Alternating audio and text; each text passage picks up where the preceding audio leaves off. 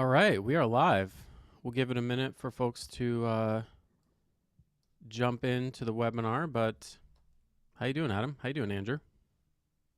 Doing pretty good. Doing well, not too bad today. How are you doing, Peter? I'm doing well. We got some gorgeous weather in Central Ohio. Mm, It is 68 degrees and partly sunny. Yeah, it was a great day sounds for a beautiful. walk. It's a Sounds great nice. Sounds nice. it's a great day to Yeah, own a rental condo. there you go. It's not likely that the unit above pipe would freeze and burst today.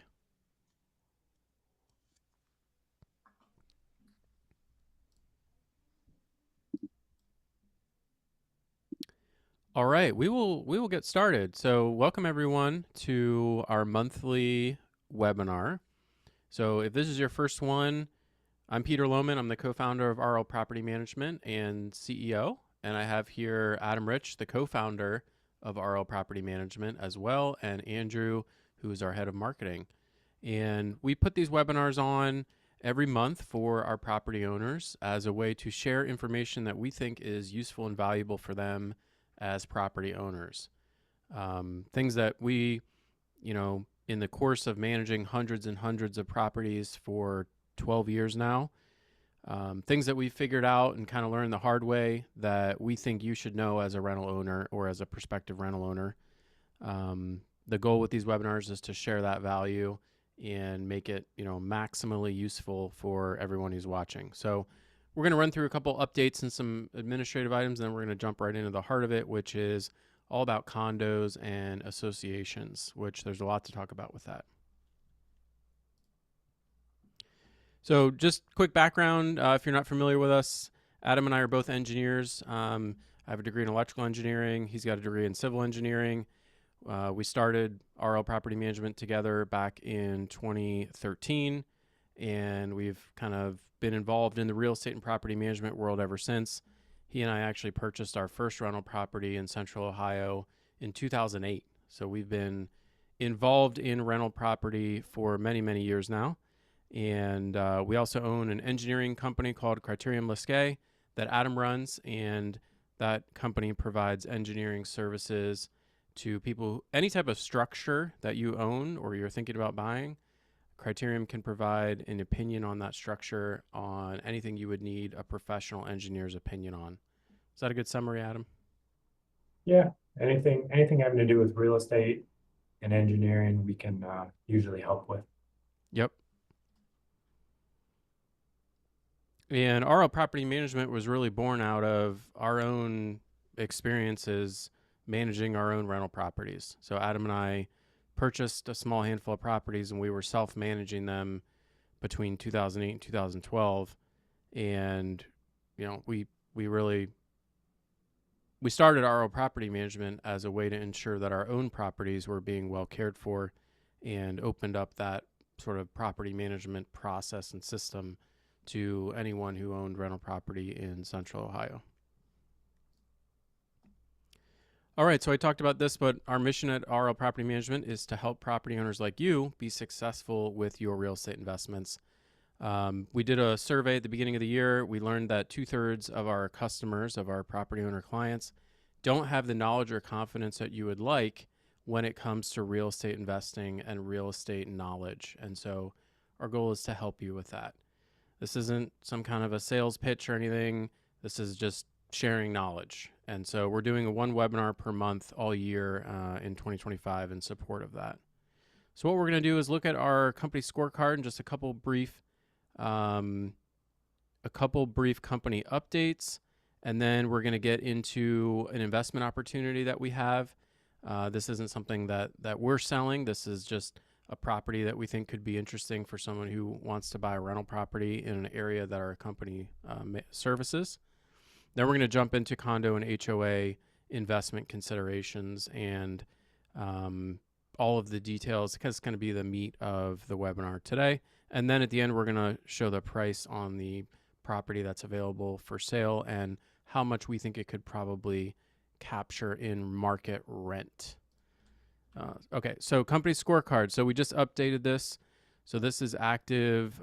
This is for the last full calendar month, which is March. Is that right, Andrew? So this would be for March. Actually, I believe that this is for March into April. So I updated Okay. it for a lot of April stats just a couple days ago. Oh, great. Okay. So median days on market, 11. Median time to turn, which is like how long it takes us to get a property ready for rent, is 18 calendar days. Our lease renewal rate currently sitting at 81%, which is outstanding. Overall portfolio occupancy at 93%. That's also outstanding. Average rent across all the properties that we manage is about $1,500. Median repair days, which is how long does it take our team to address a maintenance request from an occupied unit, sitting just a hair under 5 calendar days on that. 90% of rent is collected by the 5th of the month, which is really awesome. I see that number has been climbing a lot recently. And then our overall resident satisfaction is a 4.8 out of 5 based on surveys that go out regularly. So really happy with that. And this is our way of kind of holding ourselves accountable to our customers, to our property owners, and being transparent about how we're doing as a management company. Couple quick updates for RL clients. We are transitioning our rental showing platform from Show Mojo to Rent Engine. So what does that really mean? So kind of the back-end software that a prospective tenant would use and interact with to schedule a showing at your rental property when it's available for rent. We moved on to a newer, better, faster, slicker platform called Rent Engine. So it makes our leasing process much smoother for prospective tenants. It gives them a lot of options they didn't have before. It has a lot of really great anti-fraud protections built in to prevent scammers from using our listings and using our platform. And we've already seen a market improvement in our ability to move properties, meaning get them leased quickly. So we're really excited about this for our property owners and for our prospective residents as well. We also introduced for all residents, it's optional for them, but it's a credit reporting tool called Boom. So for residents who are making on-time rent payments, we now report those payments to the 3 major credit bureaus, and it helps them. It actually will improve their credit score. So a lot of people don't realize this, but rent payments aren't normally reported to the credit bureaus. And so you could be a great tenant for many years and it would never be reflected on your credit score. And that makes it harder when you go to buy a house. So with Boom, they take a look at all the leases that we have and they report on-time payments to the credit bureaus. And that helps residents build up their credit score. The nice thing for you as a rental owner is that it's another incentive for tenants to pay rent on time. If they realize that, not only can they avoid the late fee, but they can also boost their credit score, it's just one more thing that's encouraging them to get that rent in and make sure it's on time every single month. So really cool.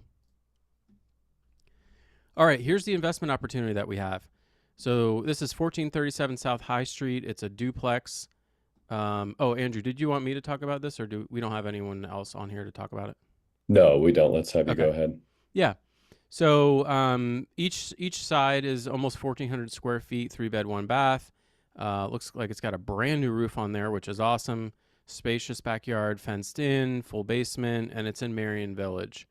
So if you're interested in this property, you can get in contact with Gregory Knight at Key Realty, who's been a great partner for us.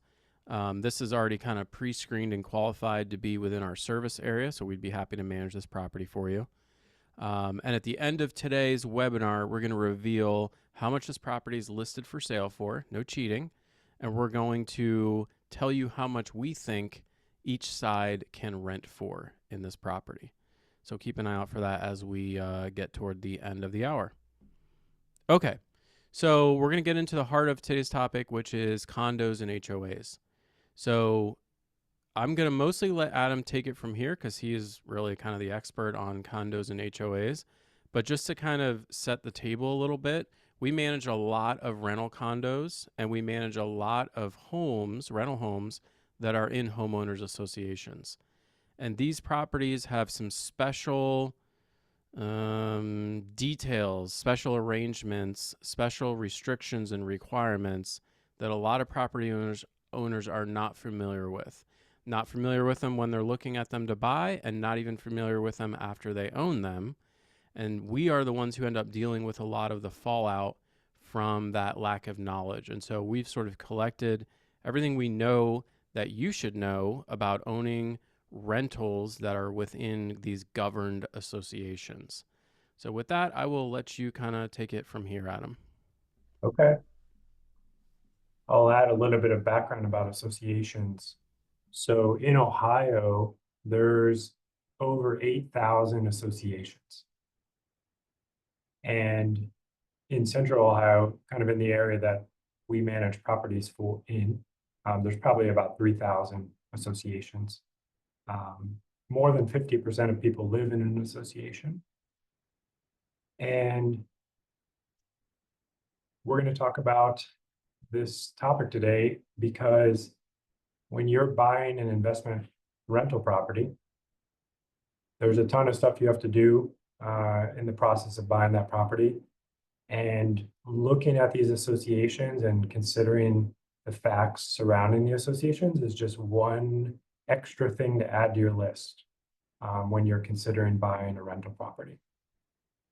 So we're going to talk a lot about this today, but one of the big tasks that you'll be faced with when considering buying a property in an association is gathering the information that you need about the association. So we'll get to how do we do that. And the hint here is PM. So let's get started.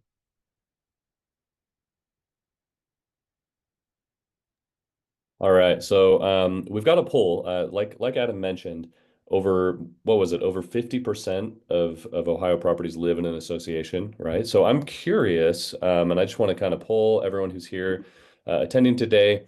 Do you currently own an investment property governed by an HOA or a COA or in a condo association? So we've got yes, no, or not yet, but maybe you're planning on buying one soon, which is, today's webinar will be especially important for you. So let's go ahead and vote. We'll leave it open for about 30 seconds here to see if to see if we can kind of line up with that statistic of over 50% in an association. I'm curious what the number is for RL overall. We could probably pull that data from Airtable. I don't know if I'll be able to do that right here on this call, but I would guess we're pretty close to that 50%. I don't know. What do you think, Adam? What's your intuition? My guess is probably not, because we weigh so heavily with single family homes in, I'll say, older neighborhoods. I suspect that we don't have as many as 50%. Because associations are a relatively new thing. So generally 80s and later is when associations really started to get heavy use. Yeah. Looks like JD on our team is going to pull the data, so maybe we'll get that figure. Awesome. And not everyone attending today is necessarily an RL client, and maybe not everyone owns an investment property, but we've got 15 people chiming in. It looks like the participation has slowed down. I'll go ahead and end that, and we can look at the results. Wow. Half Look and at half. that. Is this shared with everyone, the results? I believe so. Yeah, it's 50% yes, 50% no, precisely. Yeah. And one response of not yet, but I'm going to buy one soon. That's really cool.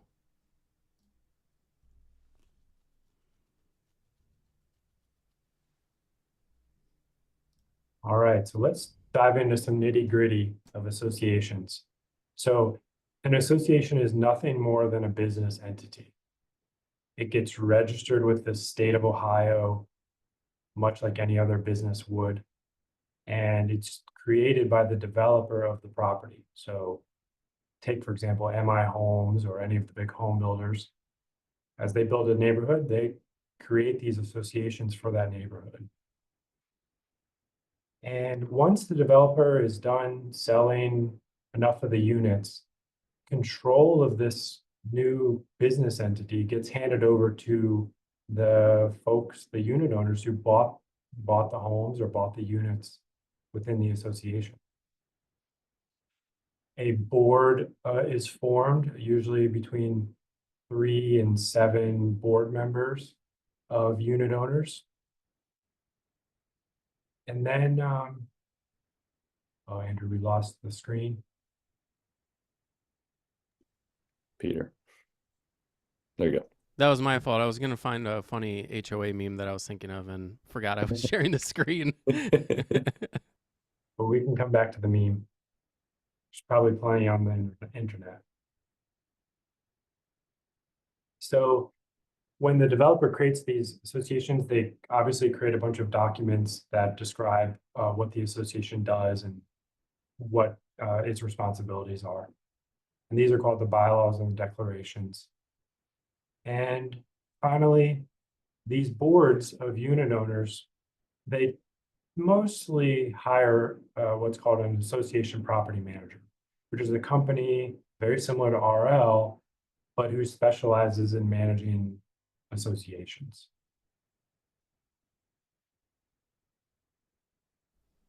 So I just heard back from JD on our team. 21.5% of the units we manage are within an HOA or a condo association. Yeah, it's a little bit lower. Yeah. So just like you thought, Adam. You want me to go to the next slide? Yeah, let's jump to that one.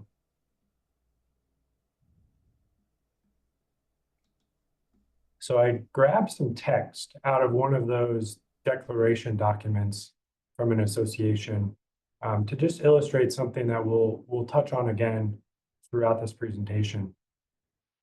But if you look at the bold text there, that phrase preservation of the values. And this is an important concept in associations because when you're just a homeowner and you own a home and you're enjoying your home and you're living in your home, you have every right to not spend money on the house. You can wait 50 years to replace the roof. You can not update the kitchens and bathrooms. You can not fix stuff if you don't want to. But in an association, the business entity that we talked about earlier, the business entity and the board that controls that business entity has a duty to preserve the value of the property. And so, and in an association, the money will be spent on fixing up the property and maintaining the property value. And that's a key concept that we'll talk a little bit more later. And the next important thing, which we'll get into as well, is that this board and this association are going to enforce the rules. They're gonna make sure that what the declarations and bylaws say are going to be enforced. So you have to be really comfortable with what those are before you buy one of these properties.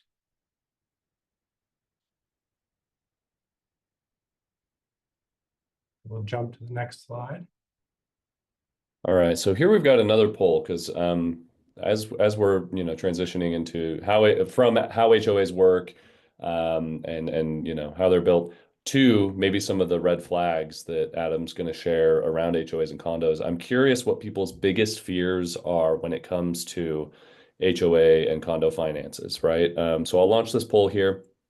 Some of the options we have are because there's a lot of fear in the unknown, right? And if you don't know what goes on in your HOA or what is in the fine print, then you might get hit with something that's unexpected, which is what we're here to kind of teach you about today.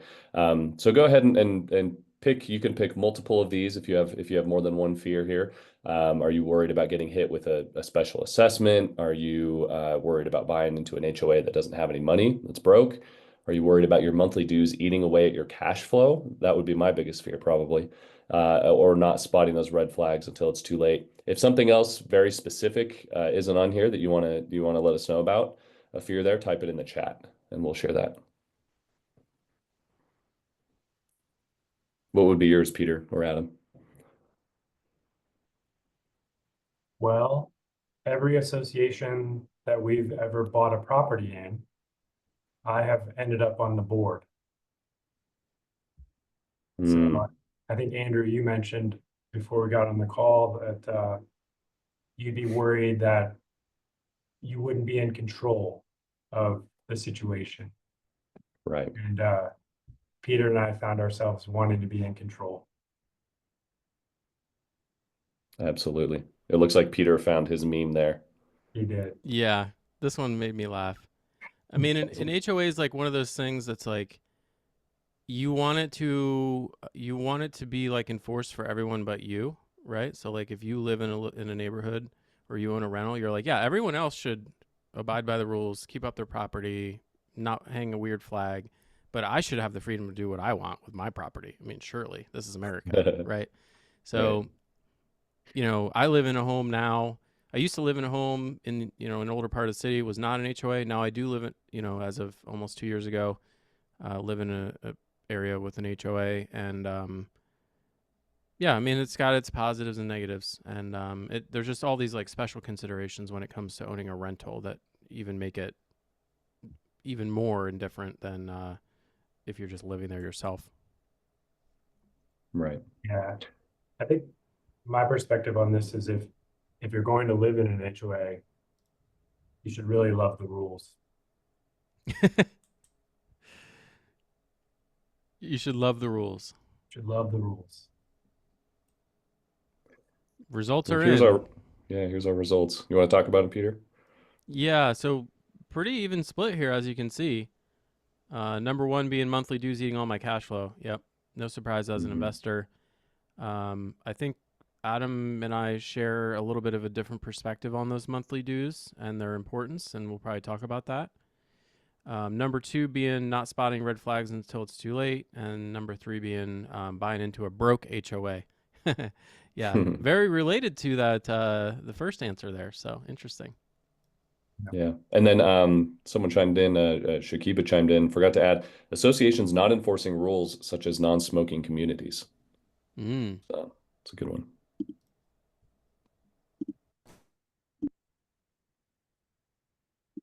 All right. Take All it away, right. Adam. So earlier we talked about gathering up documents. How do you gather those documents? And the ultimate source for those documents is the property manager, or what we call the association property manager, who manages the associations. And some of those documents that you'll gather up, we're going to talk about here. The first item on this list is the reserve study. A reserve study is essentially a financial projection of the future capital improvement costs that the association is going to face. So it helps the board decide how much money they need to save every month or every year so that they have enough money when the time comes to, say, replace the roof or replace the pavement in the roadways. So if the board has never done a reserve study, or the association has never done a reserve study, that's a red flag. And you want to get your hands on that document, if there is one, and read it. So that's the first item. The second item is high assessment delinquency rate. Now, I'll say that this is pretty rare. Most associations have very acceptable delinquency rates, but there are associations that have high delinquency rates. And this is an immediate red flag. That association is struggling to both enforce and have unit owners that are capable of paying. So just be on the lookout for that. Delinquency rate should be near zero when you're shopping. I wonder if the historical trend there might be interesting too. Like, is the delinquency rate going up or down? That might give you an idea of which direction the neighborhood is going. If you could get that data. Yeah, certainly if you were able to get 2 or 3 years of data and you were to see that over those 2 to 3 years, it's been consistently going, the delinquency rate's been going down, I think that would be a good sign, and you probably could weigh heavily on that. Number three is a fun one. So when you're shopping for these units within these associations, pay just as much attention to the community as you do to the unit itself. So walk around the community, drive around the community, try to take a tour of the clubhouse and just really look for the condition. Does it appear to be well kept? Does it appear like they've made improvements to the clubhouse and to the pool area? Is the pool furniture, 20 years old? These are the little details that you want to look at, because if everything's in great shape, it's pretty safe to say that that's a pretty well-run association. The next item is abandoned features. So for example, if you see that the playground in the community has clearly been neglected for a long time, that would be a big red flag, especially for a playground. Another great example is walking paths. Walking paths and playgrounds, the requirements for safety are so high that if the association is not taking care of those things, I'd be very careful. And then the last thing is litigation. So there's a bit of irony when it comes to litigation in associations, because homeowners will sue the association for perceived wrong. And of course, the homeowners are essentially sort of suing themselves to some degree. But you want to take a look for litigation. Usually most associations have no outstanding litigation. If they do, you want to look at what is the litigation and maybe try to get some of the court documents and review them. So that'd be my 5 red flags to keep an eye out for. We had a question in the chat, Adam. Allison asked, there have been issues cropping up recently with condo communities having issues with insurance for roofs. This has been causing issues for financing, even for owner occupied. Have we run into this before? Yep. I think there's really 2 pieces to that answer. There's the piece about insurance. So insuring these associations has gotten a lot more expensive in the past 3 to 4 years. A lot of associations have faced, and this is, I'm speaking about Ohio here, but I know that this is occurring in the rest of the US and definitely happening in places like Florida or anywhere there's flooding risk. But some associations have seen doubling of insurance premiums in the past 2 to 3 years for the same coverage. And that's the first piece of that, sort of the insurance cost and the difficulty in getting insurance, aka the cost is going up. But the second piece is lending. So the federally backed lenders have, after the Surfside condo collapse in Florida, they sort of started taking a closer look at associations in which they are considering doing a loan in. So if you're buying a unit within an association and you go to get a Fannie Freddie mortgage, they are now reading that reserve study. They are saying, okay, this association has these issues, and we're not going to lend in this association. It's gotten so to the point where those federal agencies have actually created blacklists for several thousand associations at this point, where they just simply are not going to lend mortgages to. Which affects property values significantly, because those Fannie and Freddie loans are the majority of residential loans in the US. So Correct. And I think those associations that have experience getting on that list are now scrambling to fix whatever issues got them on the list in the first place. Yeah. So poll 3 here, many, I don't know if it's most, but many HOAs and condo associations have rental restrictions in place.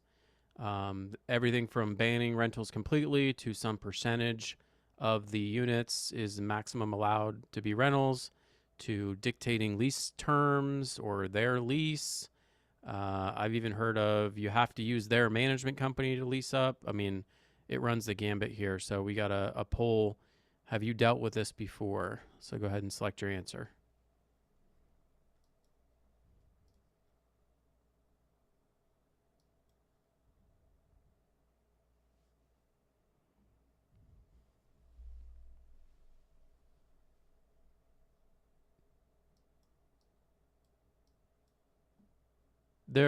I'll talk about it in case we don't later, but there's risks with owning specifically condo rental units that extend beyond sort of the risks inherent in the HOA itself. As a property manager, we deal with this where if you're on the first floor, or basically if you're in a situation where you have a unit above you in a rental condo, if something goes wrong in that unit above you that causes a water leak to come down, it's a nightmare because we as the management company and you as the owner have no control over this other unit that's above you. And that owner might be out of town, they might be deceased, it might be who knows what's going on with that unit that's above you. And trying to get a hold of that owner to have them solve the water leaking problem and who should pay for it, you'd be like, what are the odds of that happening? It happens a lot. I don't know why, but we really caution people to think twice before owning a rental condo that is not the top floor unit. I'll add an interesting related story. We've been dealing with an association for a while now that has a couple hundred units, and they have an inherent design flaw with their water piping such that certain water piping in a certain part of every single unit tends to freeze in the winter. Mm. And so they end up with literally a recurring several units per year freeze and leak to the unit below. And so that's an association you want to avoid.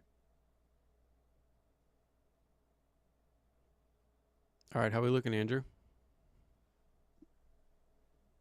Looking good.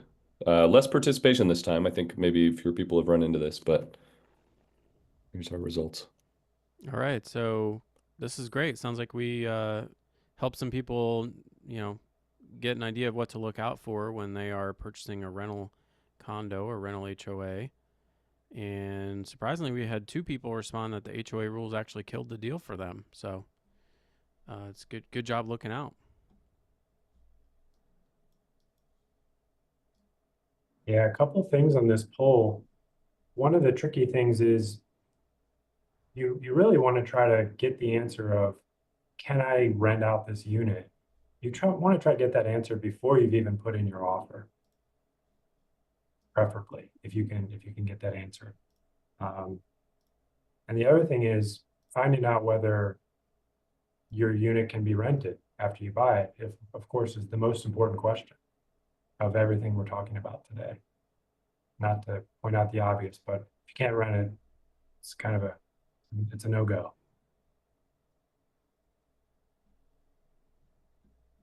So speaking of no-goes, so here's some deal breakers to consider. We've talked about rental restrictions. The next one, I wrote this phrase forced, so forced capital spending. So a little background on what I mean there. A lot of real estate investors intentionally or unintentionally use a strategy where they buy a property, they'll own it for 15 years or 10 years, not spend a single dollar on capital improvements. No new roofs, no new windows, no new bathroom remodels. And then they'll sell it at the end without ever having spent a dime on capital improvements. And in an association, that won't happen. The association is going to spend money on capital improvements when they need to, like when they're supposed to. So it's forced. You don't have a choice over whether the capital improvements will be made or not. They will be made. You're talking about the capital items not on the inside of units, but the streets and the sidewalks and the lighting and the roofs and the siding and stuff like that. When we talk about an association, yes, I mean the exterior capital components, the exterior um, long-lived Yeah. components. So you as the owner don't have the option to sort of let the unit exterior capital items just deteriorate to support your cash flow. The association's going to come in and say, "We're doing this," and you don't have a choice. A great example of this is when you look at almost any single family rental property that's for sale, that could be a rental. You'll find that the asphalt driveway usually looks horrible because somebody didn't want to spend the money to replace it. But in an association, they're going to replace that asphalt way before it looks too bad.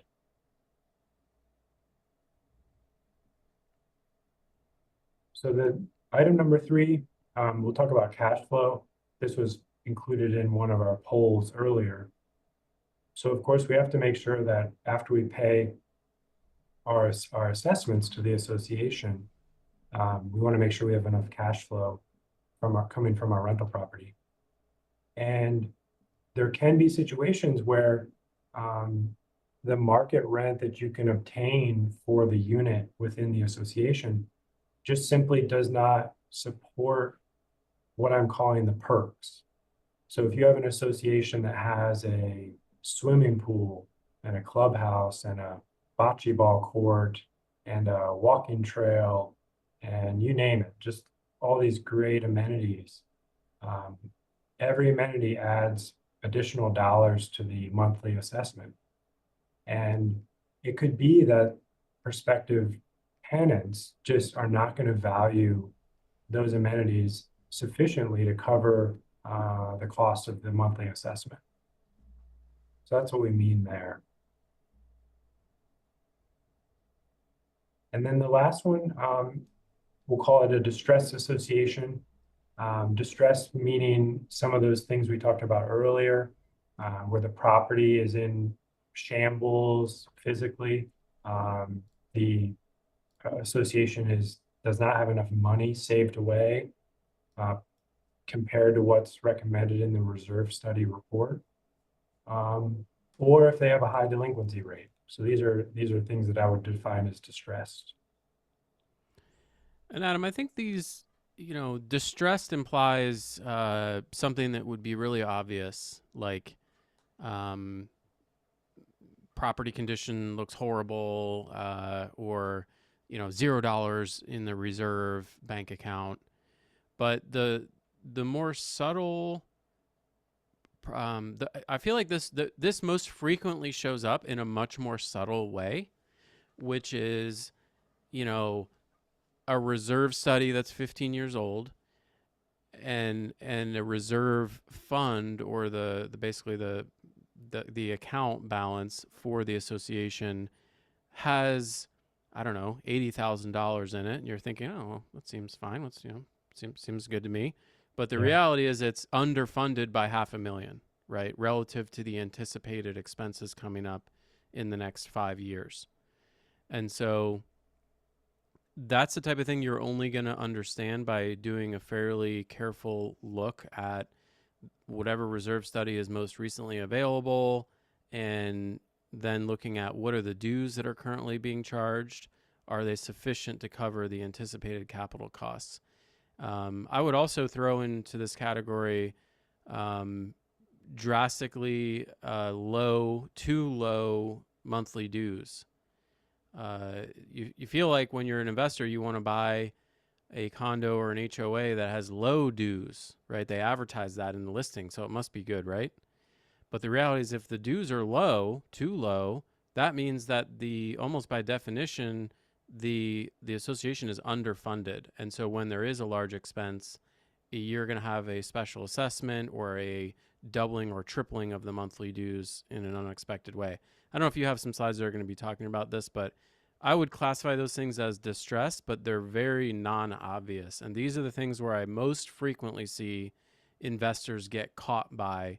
Some of the other stuff we've talked about, you guys are pretty smart. You know how to look for, delinquencies and obvious neglect on the physical structure, but these are some of the more subtle things that only show up a couple years down the road, but can really basically destroy your return on investment for the property that you bought. So,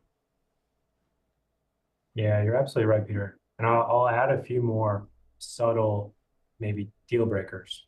One is if you're buying a unit within an association that's only a year or 2 years old, you're almost guaranteed to be seeing monthly assessments that are going to increase a lot. It's pretty common for developers and builders to try to artificially keep those a little bit lower for the first couple of years so they can sell the units, frankly. yep. The next one is if you look back at the assessments over a 5 or 10-year period for the association you're considering, and you see no increases, so if the assessment stays the same for 5 or 10 years, that is a problem. The assessment should be going up at least every 2 or 3 years. There should be an increase. So beware of that. And then the last one, which you will not be able to figure out ahead of time, but is a dysfunctional board where you've got these unit owners who are on the board and they're either bickering or they are playing political games or they're just not operating very well as a board. That could cause problems over time. Yeah, the classic one is just refusing to vote for dues increases out of their self-interest. You know, they personally don't want to pay the higher fee, so they, you know, basically through influence prevent increases from taking place that would benefit everyone in the community. And over time, that destroys the property values. So,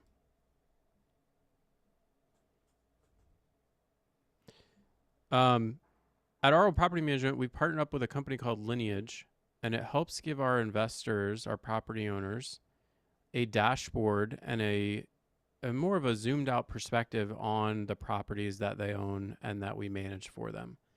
So if you haven't already, if you're an RL customer and you haven't already seen some of these invitations to meet up with the team at Lineage, let us know. And if you have, highly encourage you to click through and book a time to chat with somebody on the Lineage team. The dashboards they're putting together and the way that they'll walk you through more of an asset management analysis of your portfolio, even if that's just one unit with us, are really impressing me.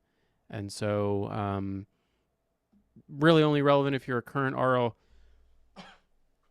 client, but I did want to mention that. Anything else we wanted to share here, Andrew?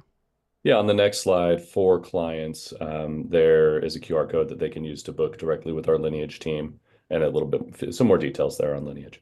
Yeah. This is complimentary service. Again, this isn't like some kind of upsell or something. So it's just a perk that's available to our clients.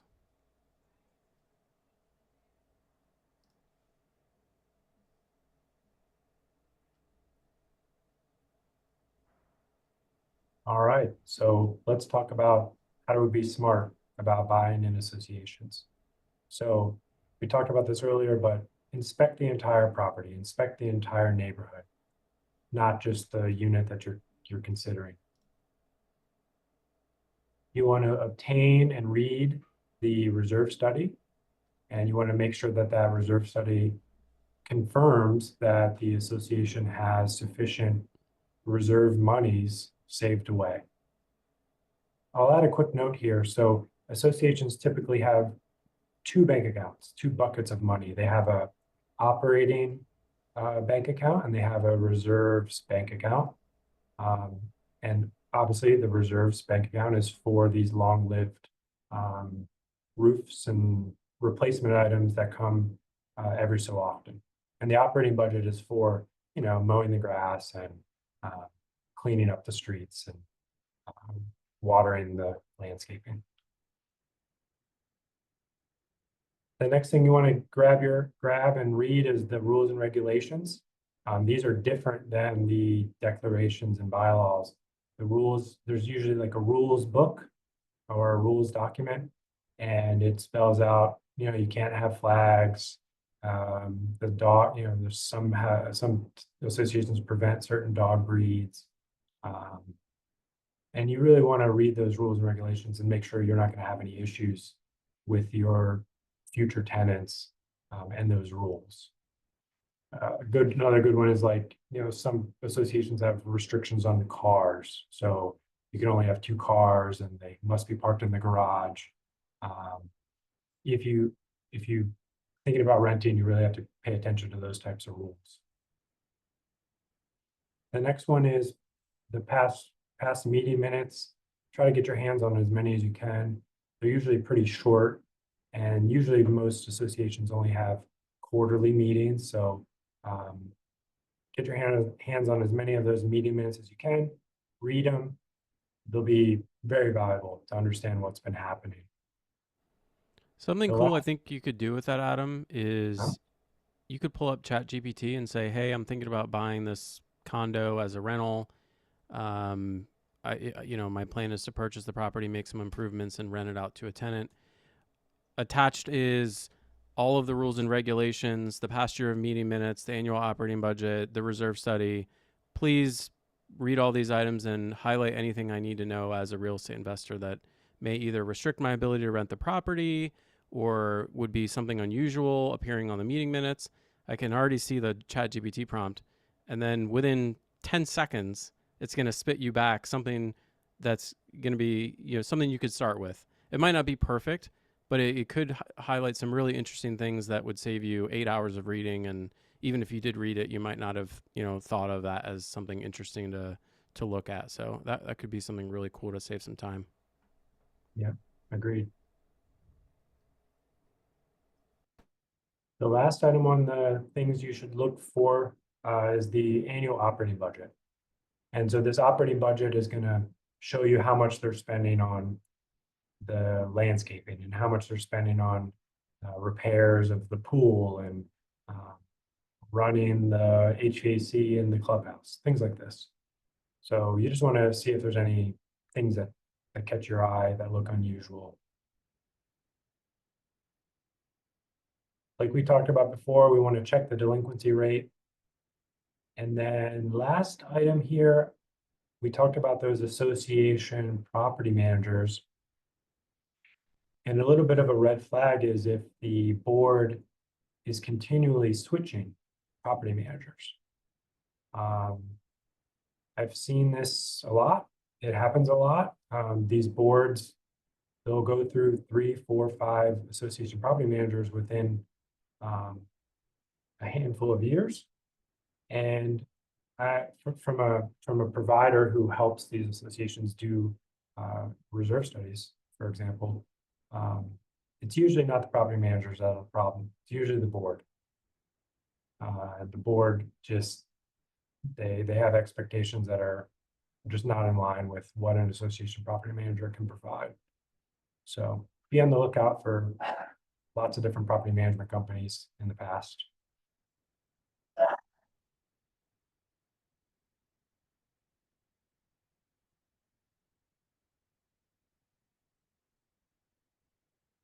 We did have a question regarding requesting HOA documents. The seller's realtor told me that it costs a lot to request that info. I thought that was strange. Any truth to that? I've never heard of that. Have you, Adam? So here's the situation on that. So a lot of association property management companies have I don't know, I'll say the past 5 years or so, have started using third-party document management vendors. Where if you're a buyer of a unit in an association, you have to pay this third-party vendor a fee to provide you with the documents. The reason these association property managers are doing this is because, of course, if you're an association property manager and you manage 15,000 units, you would be getting a lot of requests every day for these documents. So I do think this is a pretty common practice. Unfortunately, I think you got to just pay the fee. If I were you, I would say to my realtor, hey, you want to make this deal happen? You pay the fee. This sounds unconstitutional or something. It seems like that shouldn't be allowed. Um, like that's the cost of running an association. It should be charged to the business that is the association. Yeah, I don't know that I have any more to add Yeah, to the it's discussion probably here. something where like a state law would have to be passed or some such thing.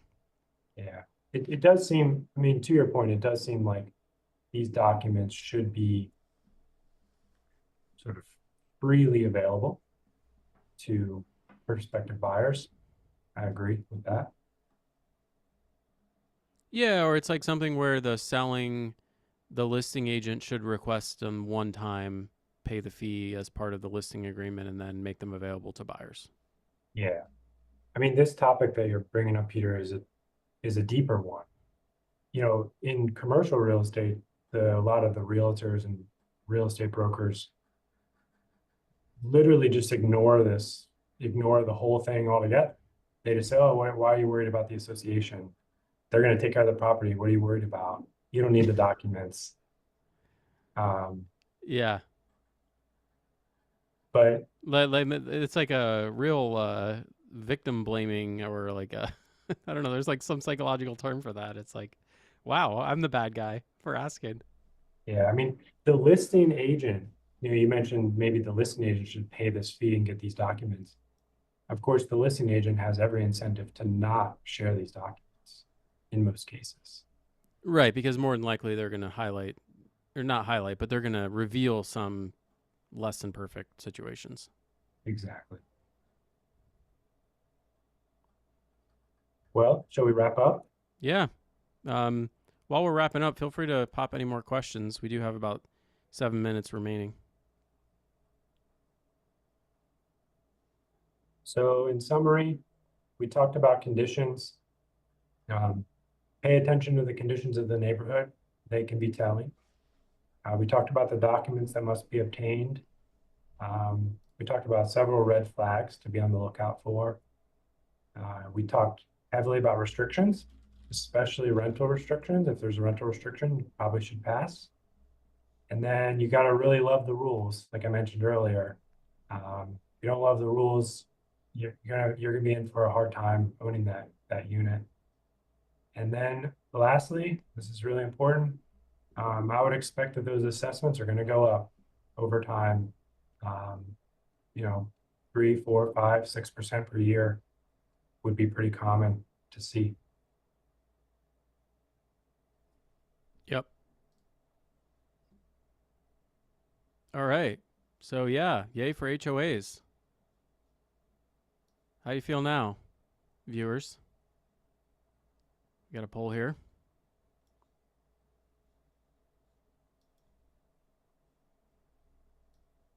While we're waiting for that poll, Andrew, let's go ahead and share the next date and maybe the link to register for the next monthly webinar and the Yeah, topic. absolutely. So the next webinar for May is going to be on, let me double check, May 28th at the same time, 3:30 Eastern time. And it is going to be all about kind of rent versus sell analysis, right? So a lot of times people aren't sure if they should keep a rental, rent out a property they own, or cash out and move on. We're going to talk about that decision with real world numbers. We're going to dive deep into how each option builds or even limits long-term wealth. We'll walk you through our rent versus sell calculator so you can kind of make informed, confident choices on that decision. And I will put the link to register for that here in the chat. Perfect.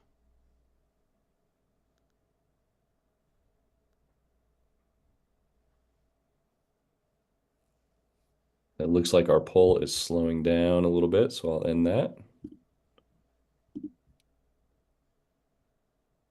All right. So we got a tie for first place. Yes, I'm more cautious now, and no, but it was helpful to confirm. And then we also had a couple responses on yes, I feel more prepared. So that's awesome. I'm glad this was really helpful for some folks.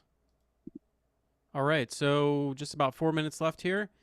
The duplex we mentioned at the top of the, not top of the hour, but top of the webinar, it is available today, can be yours for $415,000. And we believe here at RL Property Management that a fair market rent is about $1,550 a month or $3,100 total. We think that you would be able to easily obtain that rent given today's conditions and given what we know about the unit. Here's some of our math on that. And go ahead and get in contact with Gregory Knight if you are interested. We've got his phone number and his email there. I will leave this up for a second. The last slide is just any final questions. So I'll hang out for another minute or two to see if we have any last questions about anything, whether it's about HOAs or the next webinar or RL property management. We'll hang out here and see if we can help anybody. Any closing remarks? Anyone? Do we know if this duplex here is in an association? Good I'm gonna question. go ahead and say no. I don't know if they build duplexes in associations, do they? It would be very unusual. Yeah. And this is a very old property, so much older unit. So my guess is it's not being on High Street, but right. And the estimated mortgage for this one, obviously this is an estimate. I think those estimates are based off of a 20% down payment, but is about $2,600 a month. So if you're able to successfully rent out both sides, that's even with property management fees, a good little cash flow there. And we'll talk next month about, even if it's not a strong cash flow, the advantages of holding on to properties like that. So. And if you're not in, go ahead, Adam. I have seen some developers who will build like a 12-unit building next to a duplex, an existing duplex, and then they'll wrap that existing duplex into the new association. So you'll end up with a 14-unit association, one small old duplex, and then a brand new, big building. Oh, that's really weird.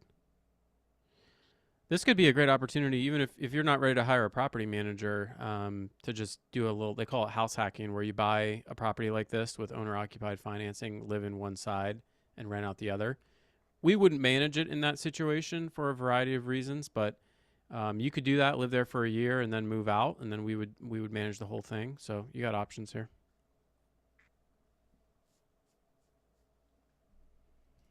Okay, I think that's it. Appreciate everyone coming out. We'll have the replay link sent out as always, and see you next month. All right. Thanks all. Thanks, Peter. Thanks, Adam. Talk to you later. Thank you. See you guys.